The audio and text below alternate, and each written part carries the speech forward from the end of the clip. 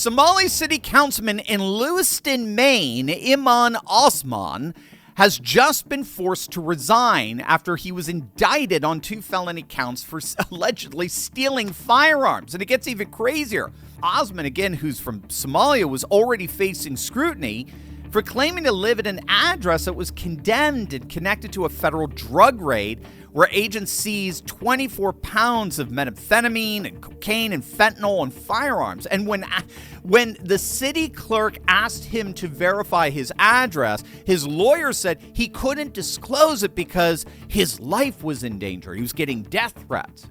But then when reporters checked with the Lewiston Police Department, they found that there was never any police report filed about any threats. So this Somali man won't even confirm where he lives, and yet he was actually sworn into office in the city council just 3 days ago.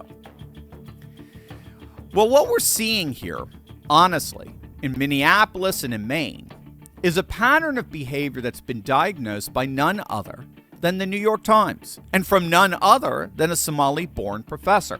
Dr. Ahmed Samatar, professor at Macalester College and leading expert in Somali studies, again, who is himself Somali-American, is quoted in the New York Times making the claim that Somali refugees who arrived in the United States following their own country's civil war came from an environment, a cultural environment, where, quote, stealing from a dysfunctional and corrupt government is actually widespread. Christopher Rufo at the Manhattan Institute has also argued that many cultural patterns from Somalia, particularly clan networks, informal economies, the distrust and exploitation of state institutions, travel with these diaspora communities and have shown up in places like Minnesota as well. What's unfolding in Minneapolis represents far more than an immigration enforcement operation. It reveals America's own clash of civilizations, the inevitable consequence of importing millions upon millions of incompatible third world cultures into our country without requiring assimilation into American civilization. Representative Ilhan Omar epitomizes this post-American politics.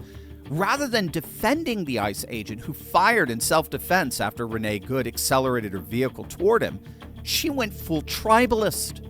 Omar immediately framed federal law enforcement as terrorizing her community. Her community. No, her community, not the American community, right? She doesn't view herself as defending America or distinctively American civilization from fraud and violence. She sees herself as defending her tribe.